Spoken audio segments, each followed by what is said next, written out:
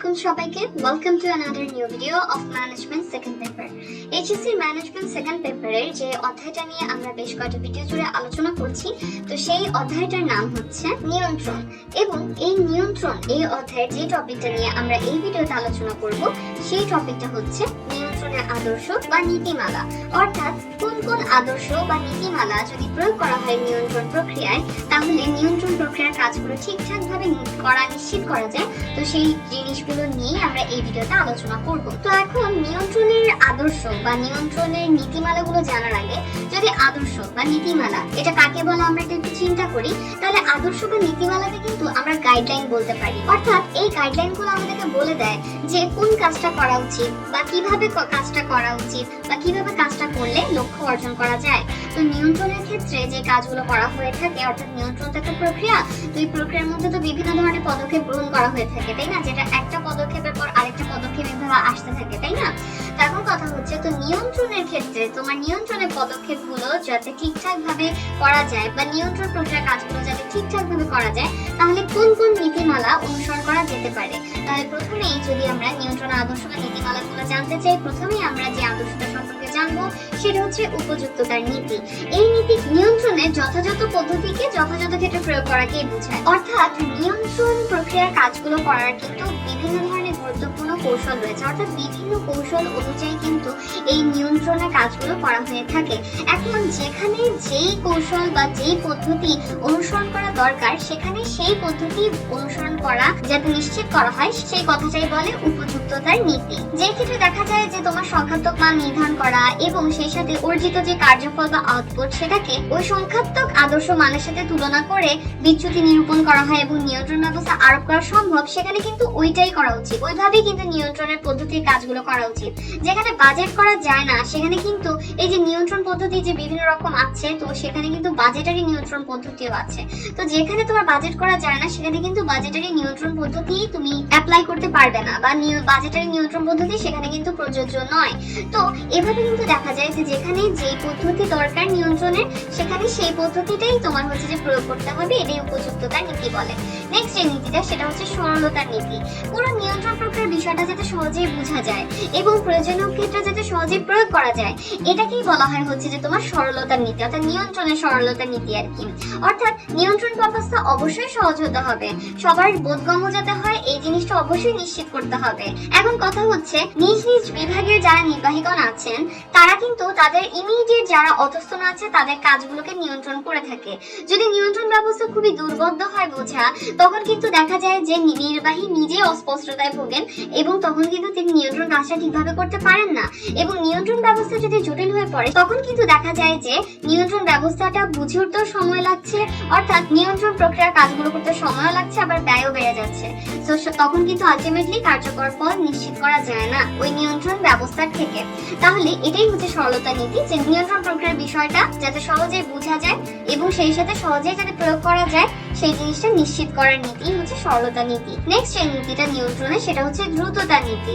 তো নিয়ন্ত্রণ ব্যবস্থার মাধ্যমে যাতে দ্রুত বিচ্যুতি নির্ণয় করা যায়, অর্থাৎ আদর্শ মানের সাথে তোমার হচ্ছে যে কার্যফলটা পাচ্ছ তুমি, সেটা যাতে সহজেই তোমার হচ্ছে তুলনা করে বিচ্যুতি নির্ণয় করা যায় এবং সেই সাথে যাতে সহজেই সংশোধনের ব্যবস্থা নির্ণয় করে বাস্তবায়ন যোগ্য করা যায়। তো এই জিনিসটাই হচ্ছে দ্রুততার নীতি বোঝায়। অর্থাৎ নিয়ন্ত্রণ ব্যবস্থাটা অবশ্যই দ্রুত বিচ্যুতি নিরূপণযোগ্য হবে এবং সংশোধনী ব্যবস্থাও দ্রুতই বাস্তবায়নযোগ্য হবে। এই নীতিটাই হচ্ছে দ্রুততার নীতি। অর্থাৎ এই নীতি অনুযায়ী কিন্তু দ্রুত কার্যফল পরিমাপ করতে হবে, কোনো ডিফারেন্স আছে কিনা আদর্শ মানের সাথে কার্যফলের, সেই জিনিসটা কিন্তু দেখতে হবে এবং সেই সাথে দ্রুত সংশোধনমূলক ব্যবস্থাও গ্রহণ করতে হবে যাতে অতিরিক্ত সময় না ব্যয় করে আর কি। এখন কথা হচ্ছে, এই ক্ষেত্রে কিন্তু পরিকল্পনাও এমন ভাবে গ্রহণ করা উচিত যেখানে একসাথে কাজ শেষের পরে নিয়ন্ত্রণ প্রক্রিয়ার কাজগুলো না করে বরং পরিকল্পনাটাকে বিভিন্ন পর্যায়ে ভাগ করে এরপরে প্রত্যেকটা পর্যায়ে হচ্ছে নিয়ন্ত্রণ ব্যবস্থা আরোপ করা উচিত। এতে করে কিন্তু তোমার দ্রুতই হচ্ছে যে তোমার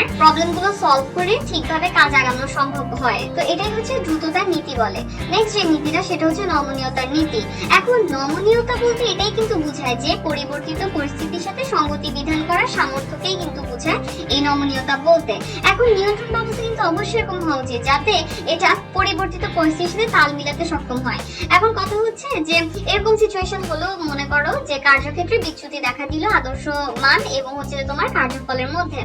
এখন যখন কারণটা খোঁজা হলো তখন দেখা গেল যে কিছু কর্মী তারা কাজে বেখেয়ালি ছিলেন, তারা হচ্ছে উদাসীন ছিলেন, তার ঠিক মতো প্রতিষ্ঠানে এসে কাজ করেননি এবং এই কারণেই হচ্ছে যে পরিকল্পনা অনুযায়ীও হচ্ছে যে তোমার আউটপুট পাওয়া যায়নি কাম্য মানের। এখন এই ক্ষেত্রে যদি মনে করো যে আগে যেভাবে এই বিষয়টাকে হ্যান্ডেল করা হয়েছে এখনো সেইভাবেই বিষয়টাকে হ্যান্ডেল করা হয়, তখন কিন্তু এটা একটা চান্স আছে যে এটা কিন্তু কার্যকরী হবে না। এই ক্ষেত্রে কিন্তু দেখতে হবে যে কর্মীরা কেন আসেনি, তাদের কি ধরনের প্রবলেম আছে, বা বিভিন্ন ধরনের বিষয় আসলে মাথায় রেখে পরিবর্তিত পরিস্থিতির সাথে কিন্তু তোমার সামঞ্জস্য বিধান করতে হবে এবং এভাবেই হচ্ছে তোমার নিয়ন্ত্রণ প্রক্রিয়ার কাজগুলো কিন্তু করতে হবে। ইভেন মনে করো কোন একটা বাজেটারি নিয়ন্ত্রণ কৌশল অনুসরণ করা প্রতিষ্ঠানে তোমার বাজেট হচ্ছে আগে নির্ধারণ করা হলো আর কি। এখন যে বিষয়গুলোকে মাথায় রেখে ওই বাজেটটা তৈরি করা হয়েছিল ওই সব বিষয় যে আনচেঞ্জেবল থাকবে বা কোনো চেঞ্জেস যে আসবে না সেটা কিন্তু না, তো আসতেই পারে। তো ওই সময় কিন্তু অবশ্যই এই নমনীয়তা নীতিটা অনুসরণ করতে হবে, অর্থাৎ যখন কোনো পরিবর্তিত পরিস্থিতি আসবে তখন ওই পরিবর্তিত পরিস্থিতির সাথে সামঞ্জস্য বিধান করার সামর্থ্য থাকতে হবে ওই নিয়ন্ত্রণ ব্যবস্থার। নেক্সট যে নীতিটা সেটা হচ্ছে ভবিষ্যৎ দর্শনের নীতি। এই নীতিটা বলে কি যে নিয়ন্ত্রণ কিন্তু পরবর্তী পরিকল্পনার ভিত্তি হিসেবে কাজ করে, কারণ আমার প্রতিষ্ঠানে নিয়ন্ত্রণ প্রক্রিয়ার মাধ্যমে যে ত্রুটিগুলো নির্ণয় করা হয়েছে, যে ত্রুটির যে কারণগুলো নির্ণয় করা হয়েছে বিচ্যুতির, ওই কারণগুলো মাথায় রেখে কিন্তু সংশোধনমূলক ব্যবস্থা গ্রহণ করতে হবে এবং এটাই কিন্তু পরবর্তী পরিকল্পনার ভিত্তি হিসেবে কাজ করবে। এখন নিয়ন্ত্রণ ব্যবস্থা কিন্তু এরকম হওয়া উচিত যেটা অবশ্যই ভবিষ্যৎ করণীয় কি হবে সেটা সম্পর্কে সঠিক দিক নির্দেশনা দিতে পারবে। এখন আমার প্রতিষ্ঠানে কাম্যমানের উৎপাদন হয়নি পরিকল্পনা অনুযায়ী, আদর্শ মান নির্ধারণ করা যেটা হয়েছিল সে আদর্শ মান অনুযায়ী হচ্ছে যে তোমার কার্যফল অর্জন করা হয়নি। এখন দেখা গেল কোন একটা স্পেসিফিক ডিপার্টমেন্টের গাফিলতির কারণে এই জিনিসটা হলো। এখন কথা হচ্ছে যে ওই দায়টাকে কারণ হিসেবে তো ঠিকই দর্শানো হলো, সেই সাথে কিন্তু এই জিনিসটাও কিন্তু দেখতে হবে যে তারা কেন দায়িত্ব পালন করেনি বা ভবিষ্যতে যাতে এই সিচুয়েশন আবার রিপিট না হয় সেই জন্য কি কি করা উচিত। এই ক্ষেত্রেও কিন্তু নিয়ন্ত্রণ ব্যবস্থা কিন্তু এই রিলেটেড বিষয়েও কিন্তু দিক নির্দেশনা দিতে হয় এবং এটা কিন্তু পরবর্তী পরিকল্পনার ভিত্তি হিসেবেও কাজ করে। ওই যে সংশোধনমূলক ব্যবস্থা গ্রহণ কিন্তু নিয়ন্ত্রণের একদম সর্বশেষ ধাপ এবং এটাই কিন্তু পরবর্তী পরিকল্পনা প্রণয়নের ক্ষেত্রে মাথায় রাখা হয়, ঠিক আছে, বা ভিত্তি হিসেবে ধরা হয়। তো এইভাবে ভবিষ্যৎ দর্শনের নীতি, এইভাবে নিয়ন্ত্রণের আরো একটা নীতি।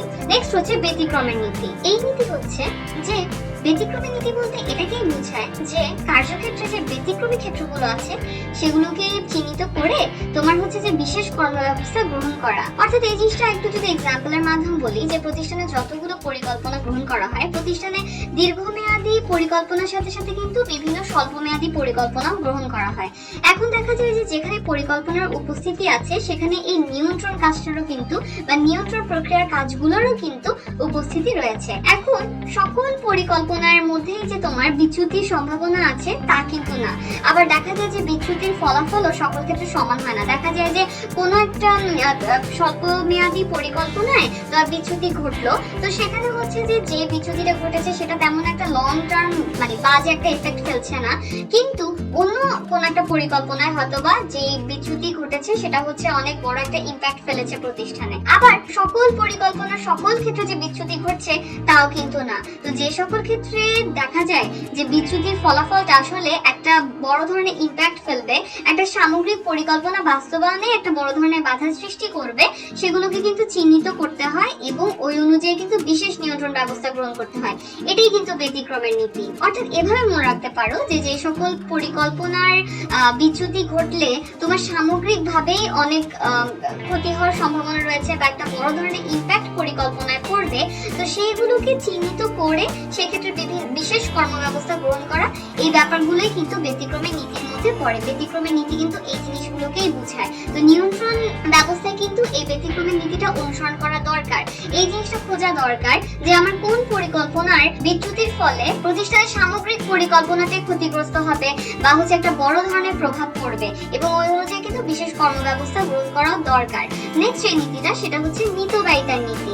এখন নিয়ন্ত্রণ ব্যবস্থা আরোপে কিন্তু এই নীতিটাও অনেক বেশি গুরুত্বপূর্ণ। এই মিতব্যয়িতার নীতি কিন্তু এটাই বোঝায় যে সবচেয়ে কম খরচে বা সবচেয়ে কম ব্যয় করে কার্যক্ষেত্রে যথাযথ নিয়ন্ত্রণ ব্যবস্থা আরোপ করা। অনেক সময় দেখা যায় যে আদর্শ মান কি হবে এটা নির্ধারণ করা, তারপর হচ্ছে প্রকৃত কর্মফলটাকে মূল্যায়ন করার যে দরকার পড়ে, সেই সাথে এই যে ডিফারেন্স আদর্শ মান এবং প্রকৃত কর্মফলের মধ্যে বা বিচ্যুতি যেটা সেটা নিরূপণ করার দরকার পড়ে, এবং সেই সাথে সংশোধনমূলক ব্যবস্থা যে গ্রহণ করার দরকার পড়ে।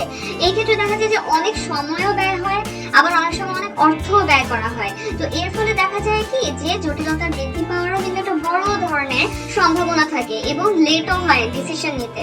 তো এই জন্য কিন্তু সবসময় এই মিতব্যয়িতা নীতিটা অনুসরণ করা উচিত এবং সহজে স্বল্প ব্যয়ে কিভাবে নিয়ন্ত্রণের কাজটা করা যায় সেই জিনিসটার ব্যাপারেও কিন্তু প্রয়োজনীয় কর্মব্যবস্থা গ্রহণ করা উচিত। আর লাস্টের নীতিটা জানবো সেটা হচ্ছে দক্ষতা নীতি। তো দক্ষতা কাকে বলে? দক্ষতা বা স্কিলস বা এফিসিয়েন্সি যদি আমি বলি, তখন কিন্তু আমরা কি বুঝি যে সঠিক সময় তোমার কম অর্থ ব্যয় করে, অর্থাৎ অর্থের অপচয় হবে না, আবার কম শক্তি ব্যয় করে সঠিক কাজ করাটাকেই কিন্তু দক্ষতা বলে, তাই না? তো এখন নিয়ন্ত্রণে কিন্তু এই দক্ষতার নীতিটা অনুসরণ করা দরকার। নিয়ন্ত্রণ অনেক গুরুত্বপূর্ণ এবং এই ক্ষেত্রে দক্ষতার নীতি যদি অনুসরণ করা না হয়, যদি তুমি কম খরচে কম শক্তি ব্যয়ে যদি ভালোভাবে কাজটা না করতে পারো নিয়ন্ত্রণে, তখন কিন্তু আলটিমেটলি দেখা যায় যে প্রতিষ্ঠানে একটা বিশৃঙ্খলা সৃষ্টি হয় এবং এটা কিন্তু কোনো ভালো ফল বয়ে আনে না। নিয়ন্ত্রণ ব্যবস্থার ক্ষেত্রে অবশ্যই তোমার হচ্ছে যে দ্রুত সিদ্ধান্ত গ্রহণ করা দরকার পড়ে, দ্রুত সংশোধনমূলক ব্যবস্থা গ্রহণ করা দরকার পড়ে। এই কাজগুলো যদি তুমি করতে না পারো, তখন কিন্তু পরবর্তী পরিকল্পনার ভিত্তি যেহেতু নিয়ন্ত্রণ ব্যবস্থার মাধ্যমে যে সংশোধনমূলক ব্যবস্থা গ্রহণ করা হয় সেগুলো, তো তখন কিন্তু এটা নেক্সট পরিকল্পনা এভাবে এফেক্ট ফেলে। আবার মনে করো তুমি একটা সমস্যার যথাযথ সমাধান করতে পারছো না নিয়ন্ত্রণ প্রক্রিয়ার মাধ্যমে, তখনও কিন্তু এটা উল্টা আরো নতুন একটা সমস্যার সৃষ্টি করবে। তো এই জন্য দক্ষতা যদি থাকে তখনই একমাত্র পসিবল কম অর্থ ব্যয় করে কম শক্তি ব্যয় করে সঠিকভাবে নিয়ন্ত্রণের কাজটা নিশ্চিত করা। এই জন্যই দক্ষতার নীতিটা অনুসরণ করতে হয়। তাহলে এভাবে করে কিন্তু এই যে নিয়ন্ত্রণ যে ব্যবস্থা বা নিয়ন্ত্রণের পদ্ধতির যে কাজগুলো আছে সেগুলো সঠিকভাবে করার ক্ষেত্রে বেশ কিছু নীতিমালার অনুসরণ কিন্তু দরকার, বেশ কিছু গাইডলাইন কিন্তু ফলো করা দরকার, যেগুলোর মাধ্যমে নিয়ন্ত্রণের কাজটা ঠিকভাবে করা দরকার। কেননা নিয়ন্ত্রণ অনেক ইম্পর্টেন্ট। নিয়ন্ত্রণের একটা প্রভাব কিন্তু পুরো প্রতিষ্ঠানেই থাকে। আবার নিয়ন্ত্রণের মাধ্যমে যদি আমি সঠিক সংশোধনমূলক ব্যবস্থা গ্রহণ করতে না পারি, তখন কিন্তু আলটিমেটলি এটা একটা খুব খারাপ প্রভাব পরবর্তী পরিকল্পনায় এবং বাকি কাজগুলোতেও পড়বে। তাহলে আশা করি এই যে টপিকটা আমি এই ভিডিওতে আলোচনা করেছি এটা সম্পর্কে তোমরা একটা ক্লিয়ার ধারণা পেয়েছো। ধন্যবাদ সবাইকে।